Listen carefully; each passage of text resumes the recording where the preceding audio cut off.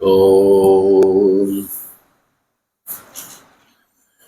वसुदेव सुतं देवं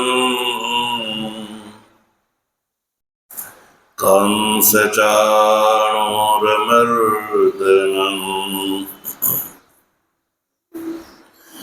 देवकी परमानन्दम्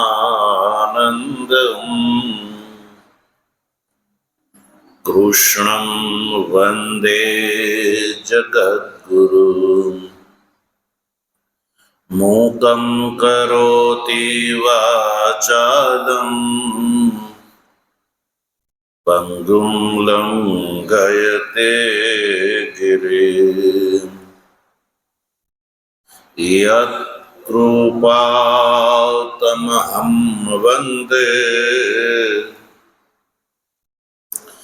परमानन्दमाधवम् शङ्करं शङ्कराचार्यं केशवं बादरायणम् सूत्रभाष्य कृतौ वन्दे भगवन्तौ पुनः पुनः।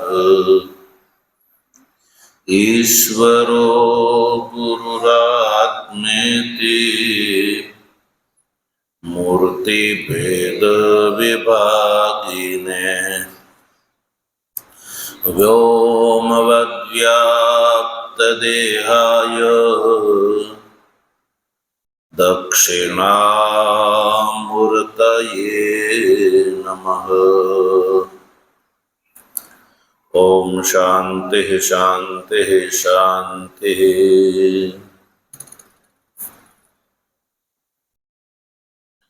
तत्व जिज्ञासु सज्जनों, भगवत कृपाथी श्रीमद् भगवद गीताना शांकर भाष्य सहित स्वाध्यायात्मक विचार क्रमानुसार कर्मयोग नामक तृतीय अध्यायना 5મા શ્લોકનો આપણે વિચાર સંપન્ન કરી ચૂક્યા।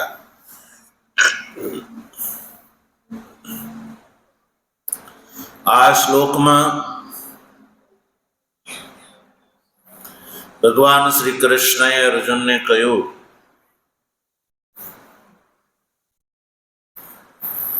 કે જ્ઞાન રહિત કેવલ કર્મના સંન્યાસ માત્રથી સિદ્ધિની પ્રાપ્તિ થતી નથી।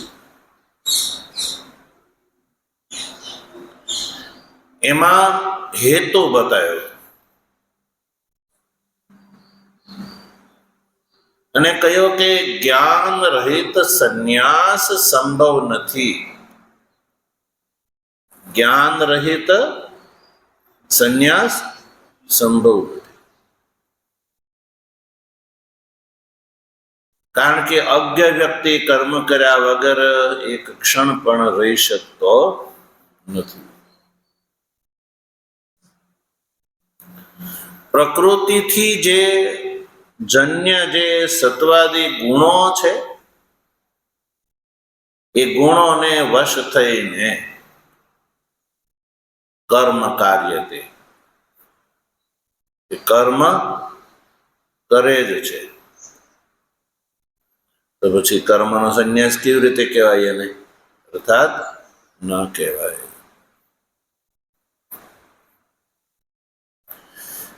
પછી આપણે સજ્જનો ભાષ્ય ટીકાકાર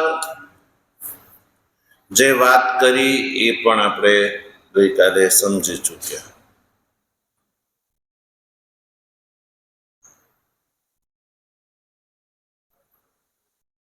એની ઉપર એક પ્રશ્ન ઉભો કરવામાં આવ્યો હતો કે અજ્ઞ વ્યક્તિને સંન્યાસ સિદ્ધ ન હોય, સંન્યાસનો અધિકારી જ ન હોય અજ્ઞ વ્યક્તિ, તો જ્ઞાન રહિતાત સંન્યાસાત સિદ્ધિર નાસ્તિ, એ કેવું બને જ નહીં. એનો મતલબ છે જ્ઞાન રહિત સંન્યાસનું પણ અસ્તિત્વ છે. પ્રશ્ન છે, જ્ઞાન રહિતા સંન્યાસાત સિદ્ધિર નાસ્તિ એવું જ્યારે ભગવાને કહ્યું, તો એનાથી એક વાત એ સિદ્ધ થાય છે કે ઠીક છે, જ્ઞાન રહિત સંન્યાસથી સિદ્ધિ પ્રાપ્ત નથી થતી, તો જ્ઞાન રહિત સંન્યાસનું અસ્તિત્વ તો હોય તો જ નિષેધ કરે ને. અને જોવા પણ મળે છે લોકોમાં, જ્ઞાન રહિત સંન્યાસી જે છે એ સંસારમાં બહુ જોવા મળે છે.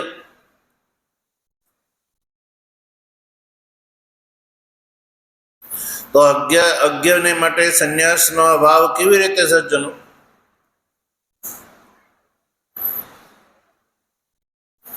તો કહ્યું કે લોકમાં જે સંન્યાસી જોવા મળે છે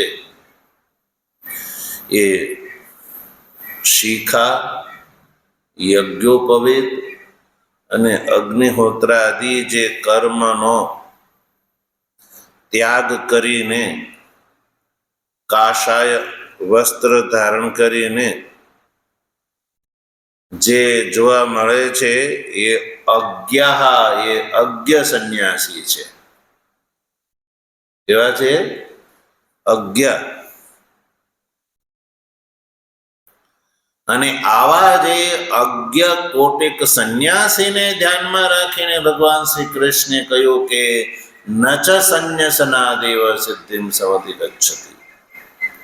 એટલે જ ભગવાને કહ્યું કે કેવલ કોઈ બાહ્ય શિખા, યજ્ઞોપવિત, અગ્નિહોત્રાદિ કર્મનો ત્યાગ કરીને, માત્ર કાષાયાંબર ધારણ કરીને જો પરિવ્રજન કરતા જોવા મળે તો એટલા માત્રથી સંન્યાસથી લાભ થતો. એટલે એવા સંન્યાસનો ભગવાને અહીંયા નિષેધ કર્યો છે. હવે જે અજ્ઞ છે, અજ્ઞ જે છે એ પોતાને સંન્યાસી જે માને છે એ વસ્તુતઃ સંન્યાસી નથી.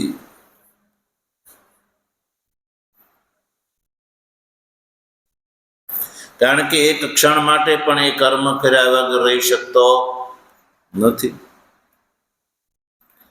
એક ક્ષણ માટે પણ કર્મ કર્યા વગરની સ્થિતિમાં એ નથી રહી શકતો.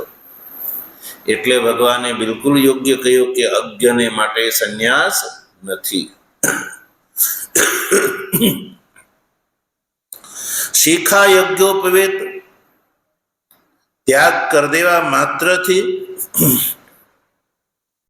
સંન્યાસી કહી શકાતો નથી.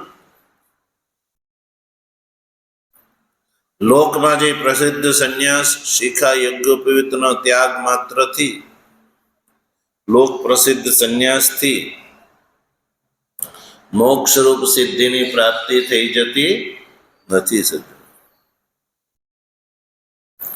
એટલે આવા પ્રકારનો સંન્યાસવાન પુરુષ છે એ શાસ્ત્ર સિદ્ધ સંન્યાસવાન નથી. જ્ઞાનપૂર્વક સંન્યાસ જે છે એ શાસ્ત્ર સિદ્ધ સંન્યાસ છે. જ્ઞાન રહિત સંન્યાસ લોકમાં જોવા મળે છે, ના નથી પડતા, પણ એ શાસ્ત્ર સિદ્ધ સંન્યાસ નથી.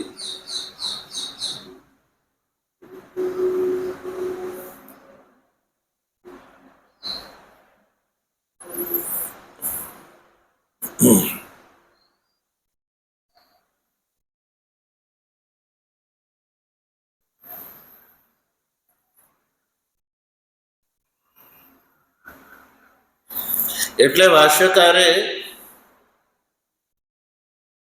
આ શ્લોકના અંતમાં અજ્ઞ શબ્દ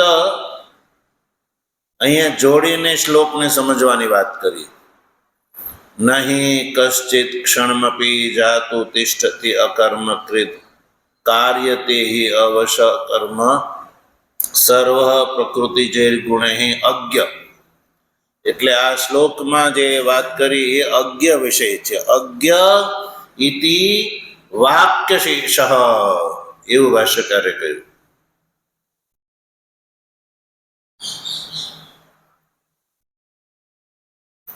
એટલે અજ્ઞને માટે આ વાત કરી છે, જ્ઞાનીને માટે નહીં.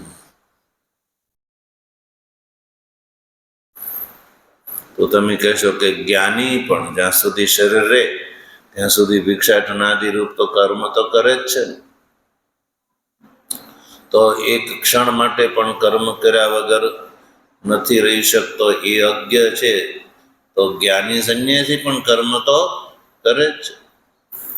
તો કહ્યું કે એના કર્મ કર્મ નથી, એના કર્મ એ કર્મ નથી.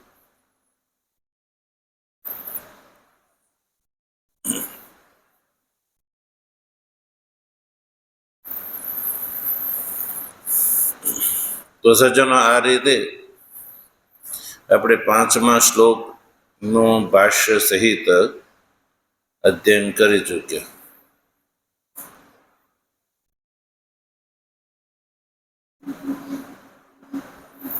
અને એમાં ભગવાને કહ્યું કે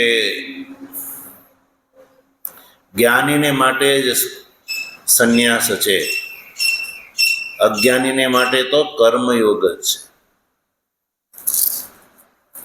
તો કર્મયોગ છે એ અજ્ઞને માટે છે, જ્ઞાનીને માટે. અને જ્ઞાનીની જ્યાં સુધી વાત છે, જે ગુણથી અચાલ્યમાન છે, જેની અંદર સ્વતઃ ચલનનો અભાવ છે, એને માટે કર્મયોગ ઉપપન્ન થઈ શકતો નથી. એ વાત ભગવાને 5મા શ્લોકમાં કહી દીધી છે, બીજા અધ્યાયના 5મા શ્લોકમાં, વેદા વિનાશનમ ઇત્યાદિ શ્લોકમાં. તો આ 5મા શ્લોકથી વાત સિદ્ધ થઈ કે કર્મનો સંન્યાસ જ્ઞાની માટે છે, અજ્ઞાની માટે નથી. અજ્ઞાની માટે તો કર્મયોગનું અનુષ્ઠાન જ કર્તવ્ય છે.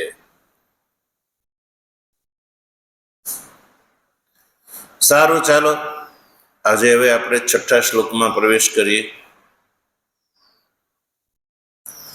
તો શું કહે છે 6ઠ્ઠા શ્લોક વિશે ભગવાન ભાષ્યકાર પૂર્વ ભૂમિકામાં, પૂર્વ કથનના રૂપમાં, અવતરણના રૂપમાં? જો 6ઠ્ઠા શ્લોકનું વ્યાખ્યાન કરતા પહેલા ભાષ્યકાર 6ઠ્ઠા શ્લોક વિશે શું લખે છે? જો, યસ્તુ અનાત્મજ્ઞશ્ચોદિતં કર્મ ન આરભત ઇતિ તદ અસદ એવ ઇતિ આહ. મળ્યો પાઠ?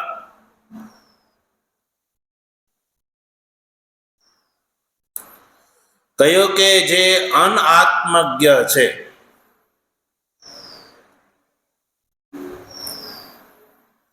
અનાત્મજ્ઞ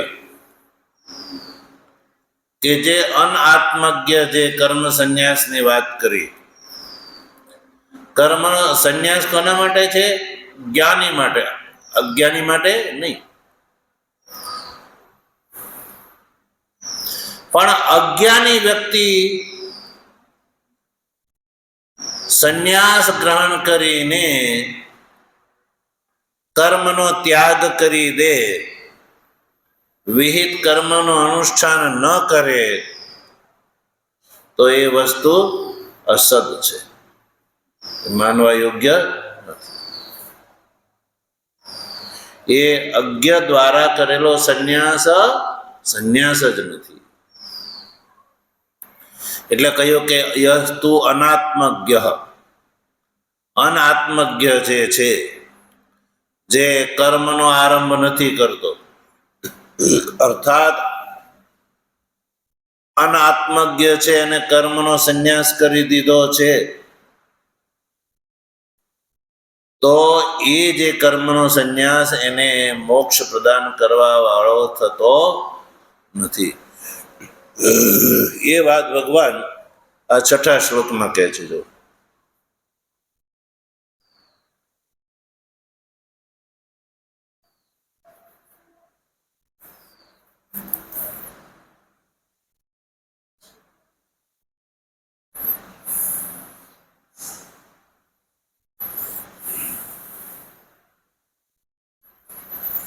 યસ્તુ અનાત્મજ્ઞશ્ચોદિતં કર્મ ન આરભત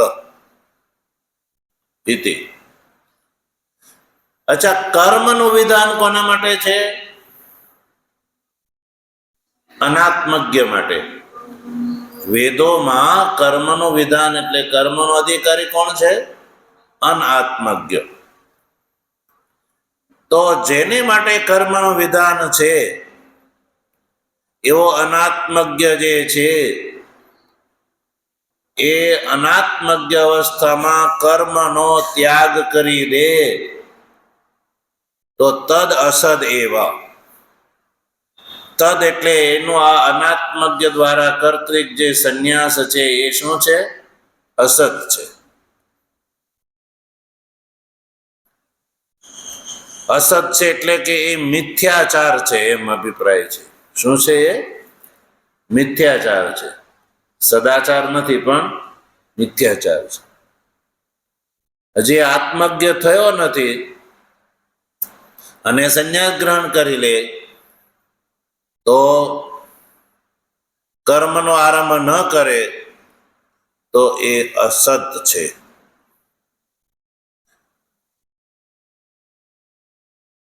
કર્મનું વિધાન અજ્ઞાનીને માટે છે તો વિહિત કર્મ જે છે અજ્ઞાનીને માટે છે અને અજ્ઞ કર્મનું અનુષ્ઠાન ન કરે અને કર્મનો સંન્યાસ કરી દે તો એ શાસ્ત્ર સંમત વાત નથી. વ્યવહારમાં તો આ જોવા મળે છે પણ એ શાસ્ત્ર સંમત નથી. એટલે કહે છે કે તદ અસદ એટલે કે એ ખોટું છે. તદ અસતનો અર્થ છે એ ખોટું છે. તદ મને વિહિતનો પરિત્યાગ કરી દેવો. અજ્ઞ અવસ્થામાં વિહિત કર્મનો પરિત્યાગ કરી અને બેસી જવું એ સજ્જનો તદ મને એ વાત અસદ એટલે ખોટી છે ભગવાનની દ્રષ્ટિથી, શાસ્ત્રની દ્રષ્ટિથી. ભગવાન એ વાતને ખોટી છે એવું કહે છે. 6ઠા અધ્યાયમાં એ મિથ્યાચાર છે. એ મિથ્યાચાર છે. અજ્ઞ અવસ્થામાં કર્મનો ત્યાગ કરી દેવો એ મિથ્યાચાર છે. એ 6ઠા શ્લોકથી કહે છે. અવતરણ સમજવામાં આવી ગયું? અવતરણમાં જે પ્રશ્ન છે એ પ્રશ્ન એના ઉત્તરમાં શ્લોક છે ભગવાન કે ભગવાન કહે છે કે જે અનાત્મજ્ઞ વ્યક્તિ છે એ વિહિત કર્મનો ત્યાગ કરી દે છે અને સંન્યાસી થઈને બેસી જાય છે તો એ મિથ્યાચાર છે. તદ અસદ એ ખોટું છે એવું આ શ્લોકમાં ભગવાન શ્રી કૃષ્ણ બતાવે છે. તો જોઈએ શ્લોક. કર્મેન્દ્રિયાણિ સંયમ્ય ય આસ્તે મનસા સ્મરન ઇન્દ્રિયાર્થાન વિમૂઢાત્મા મિથ્યાચારઃ સ ઉચ્યતે. કર્મેન્દ્રિયાણિ સંયમ્ય ય આસ્તે મનસા સ્મરન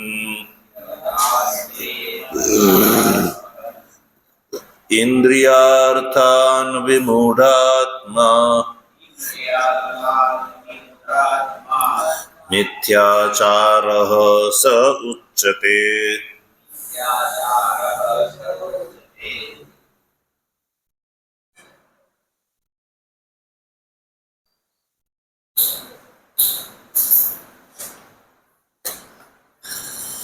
સંધિ વિગ્રહ જો કર્મેન્દ્રિયાણી સંયમ્ય ય આસ્તે મનસા સ્મરન ઇન્દ્રિય અર્થાન વિમૂઢાત્મા મિથ્યાચારઃ સ ઉચ્યતે. આ શબ્દો આપણે છૂટા પાડી દીધા. હવે આપણે એને વાક્ય ક્રમમાં બોલીશું. બોલો. ય ક્યાં છે એ ખબર પડે ને, પૂર્વાર્ધમાં વચ્ચે. સંયમ્યની પછી ય, એ પહેલા બોલું છું. તો ય વિમૂઢાત્મા કર્મેન્દ્રિયાણી સંયમ્ય ઇન્દ્રિયાર્થાન મનસા સ્મરન આસ્તે સ મિથ્યાચારઃ ઉચ્યતે. આપણે જે શબ્દો છૂટા પડ્યા શ્લોકમાં, એ સંપૂર્ણ શબ્દોને આપણે વાક્ય ક્રમમાં ગોઠવી દીધા.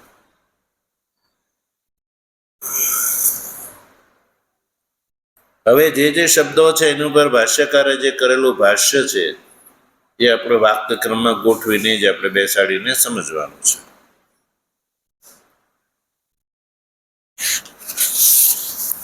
તો સૌથી પહેલા આપણે શું બોલ્યા? ય. ય એટલે જે. અનાત્મજ્ઞ વિશે એક વાત છે. આ અનાત્મજ્ઞ વિશે એટલે યહનો અર્થ કોઈ ભાષ્યકારે ખાસ કર્યો.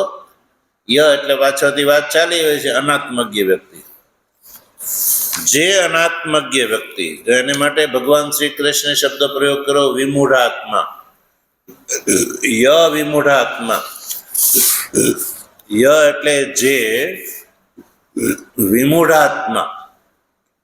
આપણે વાક્યક્રમથી સમજવાનું છે. તો વિમૂઢાત્માનો અર્થ ભાષ્યકારે શું કર્યો? વિમૂઢ અંતકરણ.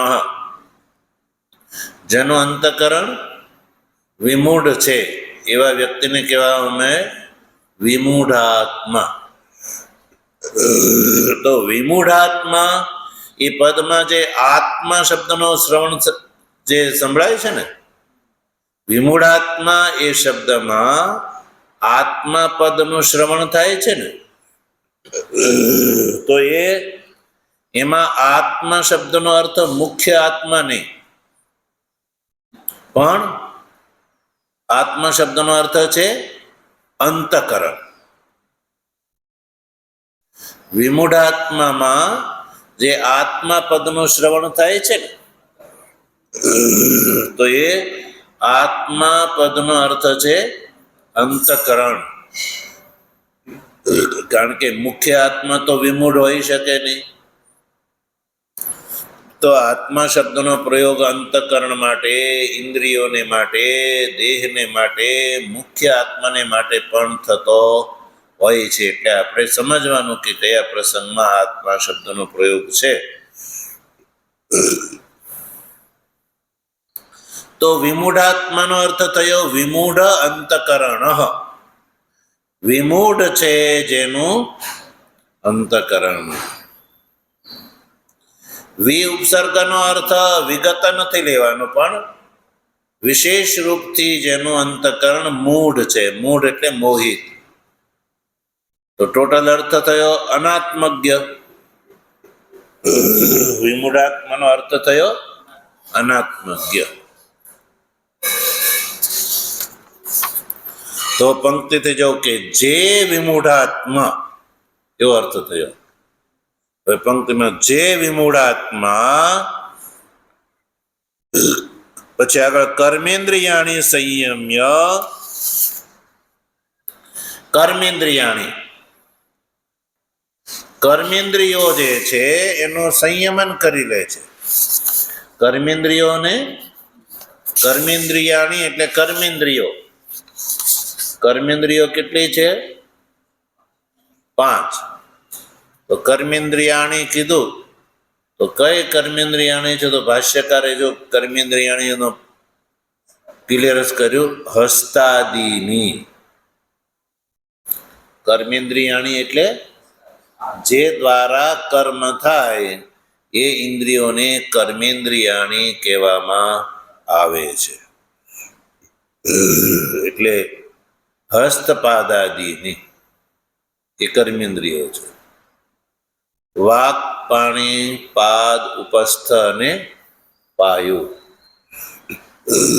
યદ્યપિ જ્યારે કર્મેન્દ્રિયોના સમૂહનું બોલવાની વાત આવે ત્યારે સૌ પ્રથમ વાક શબ્દનો પ્રયોગ જોવા મળે છે સર્વત્ર. વાક, પાણી, પાદાદિની.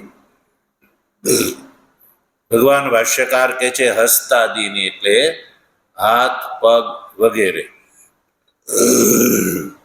તો પેલા હાથ બોલે યા વાક બોલે, કોઈ એવી રીતે એમાં કઈ ફરક પડતો? વાક, પાણી, પાદ. પાણી એટલે હાથ, તો હાથ વગેરે. તો કર્મેન્દ્રિયાણી એટલે હસ્તાદિની. સંયમ્ય, સંયમ્ય એટલે એનો સંગ્રહિત્ય એટલે ભેગી કરીને, એટલે કે કર્મેન્દ્રિયો દ્વારા કઈ ન કરવું. કર્મેન્દ્રિયો દ્વારા કઈ ન કરવું એટલે કર્મનો ત્યાગ. કર્મો શાના દ્વારા થાય? કર્મેન્દ્રિયો દ્વારા. વેદાદિ જે કર્મો, જે અજ્ઞને માટે જે કર્મનું વિધાન વેદમાં જોવા મળે છે, અજ્ઞને માટે કર્મનું વિધાન જે વેદમાં જોવા મળે છે, એ જે વેદવિહિત કર્મો છે શેના દ્વારા થશે? કર્મેન્દ્રિયો દ્વારા. પણ કર્મેન્દ્રિયો દ્વારા કર્મ કરવાના બદલે કર્મેન્દ્રિયોથી કર્મ છોડીને, સંગ્રહિત એટલે કર્મ દ્વારા, કર્મેન્દ્રિયો દ્વારા કર્મ કરવાના બદલે એ પછી વાક્યક્રમમાં શું આવશે? કર્મેન્દ્રિયાની સંયમ એટલે સંગ્રહિત્ય.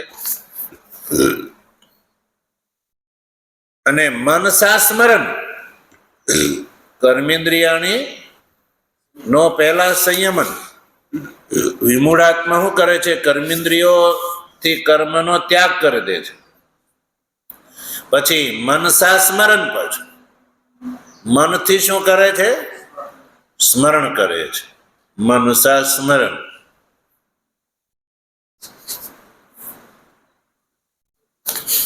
મનથી પાછું એનું સ્મરણ કરે છે.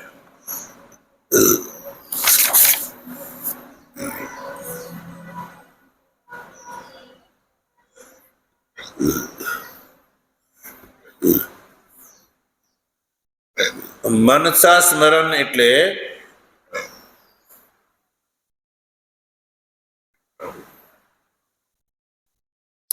ચક્ષુ બંધ કરીને, કાનને બંધ કરીને મનથી એનું સ્મરણ કરે છે.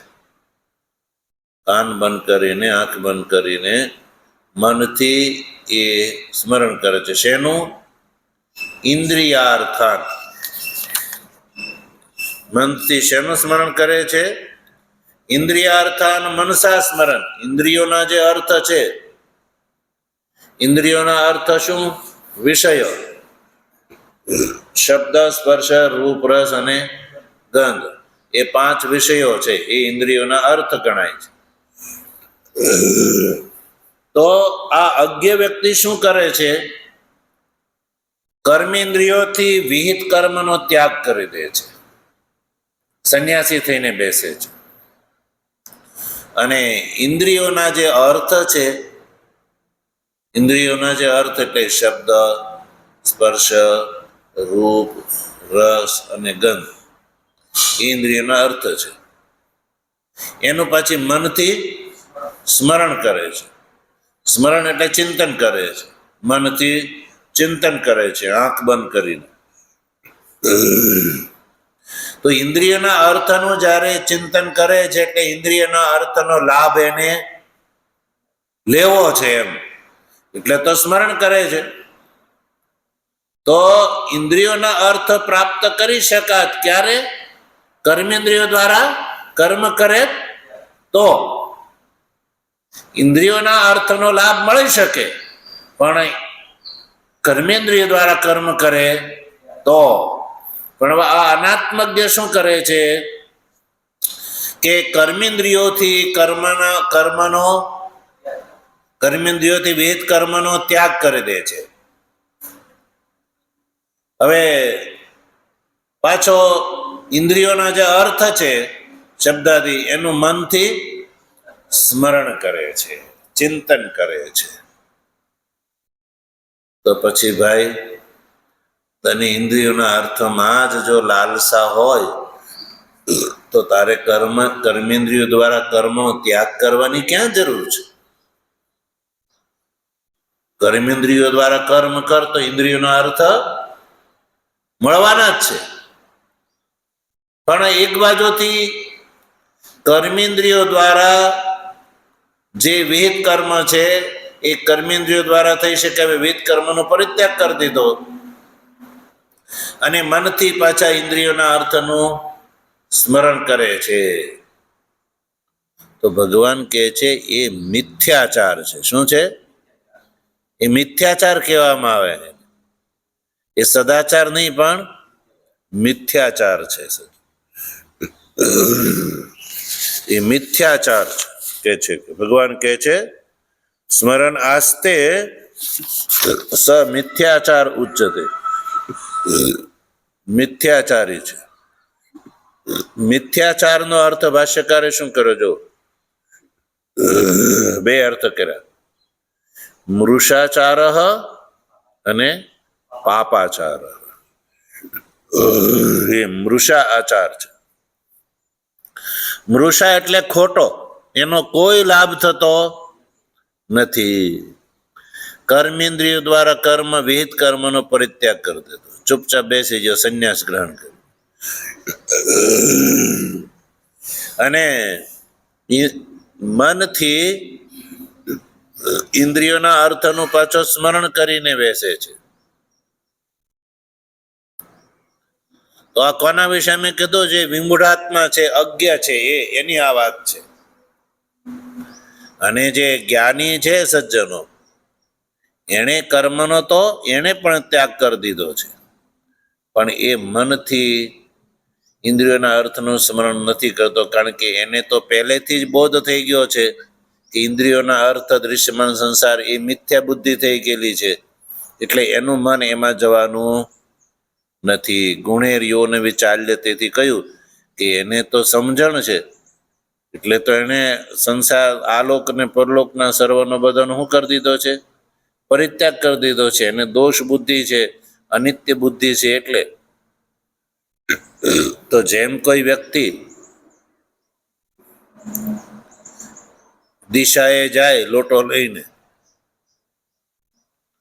અને મલમૂત્રનો પરિત્યાગ કર્યા પછી એનું એમાં મન જાય છે કે અરે મેં એનો ત્યાગ કરી દીધો? પછી એનું ચિંતન કરે છે?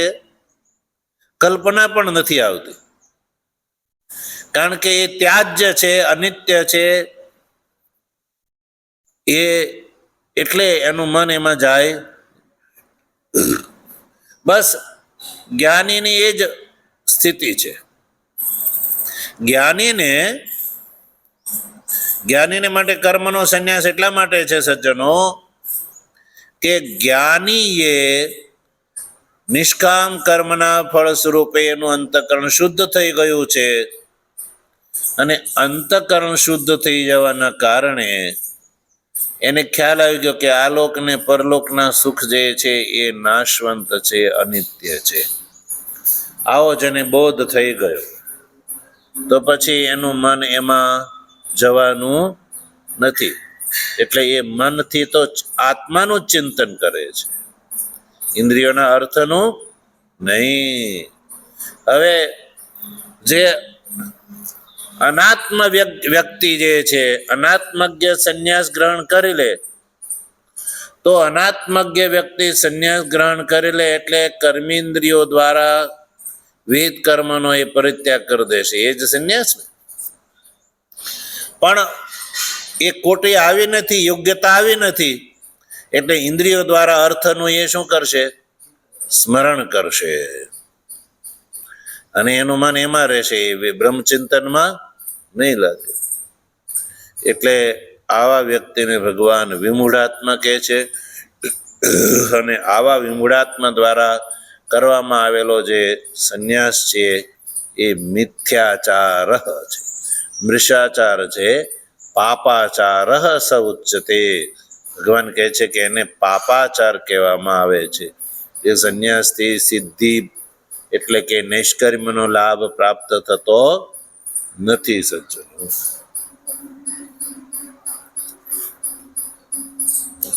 તો સજ્જનો આમાં ભાષ્યકારે બહુ ખાસ કંઈ કહ્યું નથી, સ્પષ્ટ કરી દીધું છે.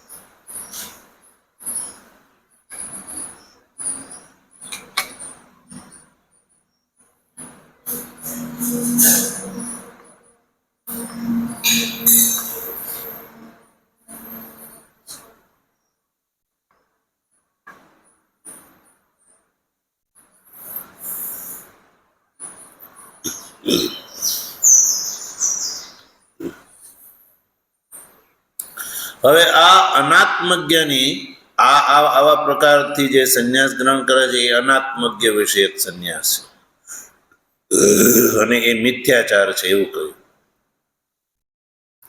એટલે ભગવાને એની નિંદા કરી. તો પછી અજ્ઞને માટે શું સારું છે? અનાત્મજ્ઞ માટે શું સારું છે? તો ભગવાન 7મા શ્લોકમાં એવું કહે છે, અનાત્મજ્ઞ માટે કર્મયોગ જે છે ને એ શ્રેષ્ઠ છે. એ વાત 7મા શ્લોકમાં ભગવાન કહે છે. ભગવાનની કૃપા હશે તો એનો વિચાર આપણે આગળ કરીશું. ઓમ વસુદેવ સુતમ દેવમ કંસ ચાણૂરમર્દનમ દેવકી પરમાનંદમ કૃષ્ણં વંદે જગદ્ગુરુ મૂકં કરોતિ વાચાલં પંગું લંઘયતે ગિરિમ યત કૃપાતમહં વંદે પરમાનંદ માધવમ શંકરં શંકરાચાર્યં કેશવં બાદરાયણમ સૂત્રભાષ્ય કૃતૌ વંદે ભગવन्तૌ પુનઃ પુનઃ ઈશ્વરો ગુરુરાત્મેતિ મૂર્તિભેદ વિભાગિને વ્યોમવદ્વ્યાપ્તદેહાય દક્ષિણામૂર્તયે નમઃ.